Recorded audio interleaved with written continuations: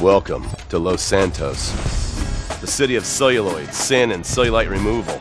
From dead starlets in Vinewood, to the gangbangers in Davis and Strawberry, and terracels in Chumash, to the drunken tourists in Del Perro Pier. It's time to take a look inside this cesspit of destroyed dreams, drug-addled degenerates, and deluded desperados that make up this great city of lights. Hi. I'm decorated FIB agent Stephen Haynes. The FIB, the police department, and the sheriff's office are fighting a war out here every day in a city where dreams too often become wet with tears. The Los Santos docks. This is where it all begins. The second largest port in the world, the great orifice of American capitalism. Stuff coming in, garbage going out. And hidden in over 2 million containers a day, God only knows where. The cartels pay off some low-level schlub, and suddenly you've got military-grade weapons, badly cut crystal meth, and grade A yayo from Mexico flooding our streets. And once it hits the hood, it's anarchy, with a side of murder hold to fries. Or maybe the Chinese are slipping some of our high-security weapons systems in with the recycling, and we're giving up our national security for nothing? Who knows? Who cares? As long as the financial party continues, we'll just keep picking up the pieces. A word to the wise, kids. Never use PCP.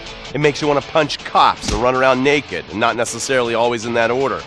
Most of the time, this illicit cargo makes it straight to the gangs. But sometimes an ordinary Joe lets go and loses his shit after a pipe or two of pleasure dust.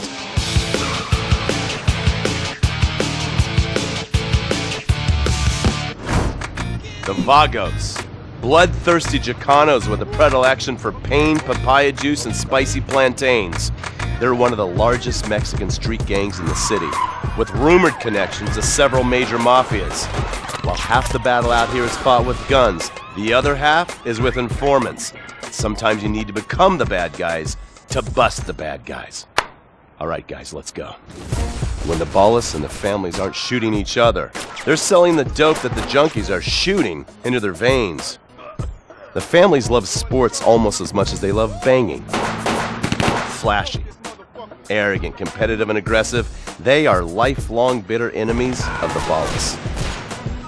Wearing the colors of the feud or the corkers, the families call themselves Gang Green. Of course, like all families, they love a good squabble. Subdivided into sets, such as the Chamberlain Gangsters or the Carson Avenue set, it turns out the families love shooting each other almost as much as they love shooting ballas. Now, the LSPD have had many run-ins with various family sets over the years. With the ballas, the FIB take a more community outreach approach. Hey guys, stay out of trouble now. Suck my Steve Haynes. Now the ballas fly the colors of the Los Santos Panic, or the Boers, purple, because they are the bruise on the face of this city.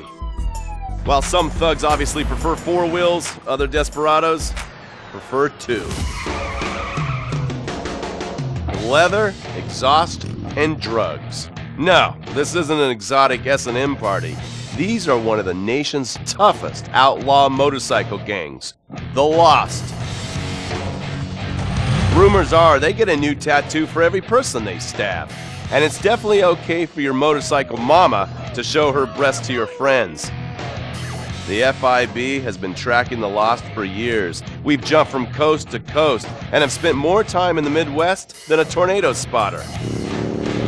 When they're not running meth, they're smoking it. Or so I hear, a dangerous new drug on the streets called toilet cleaner. And believe me, your toilet will be cleaned after you've smoked some of it.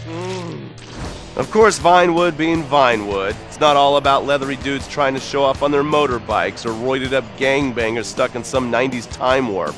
This is the town that made mass murder into nostalgia. Of course, to become truly popular, your murder has to be both unsolved and gruesome. In a town full of alien spotters, adults dressed as zombies, and entertainers dressed as cartoon characters, it takes something particularly awful to really catch people's attention.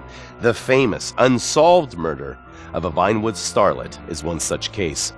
For years, horny nerds have wondered what happened to Leonora Johnson, and if they would have plucked up the courage to speak to her or kill her themselves.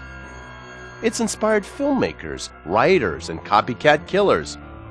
Conspiracy theorists have blamed various celebrities, the mayor, the Soviets, short skirts, women's liberation, and hidden aliens embedded amongst us for the murder. But not all crime is premeditated. Maybe drinking's your thing. Look at this drunken buffoon, proving that there doesn't always need to be criminal intent to cause serious criminal damage. Or maybe you're just an overprivileged poppycock, living on daddy's pension and protesting about the unfairness of capitalism. Maybe stock market manipulation is your bag, or loan sharking, double identity theft, assassination, or even worse, swinging. On our next episode, I, Stephen Haynes, will show you the flashier side of crime in Los Santos, illegal street racing, cocaine, and vice. Yes, speed, snort, and sex. The alliterative threesome that helped hook America on the underbelly of paradise.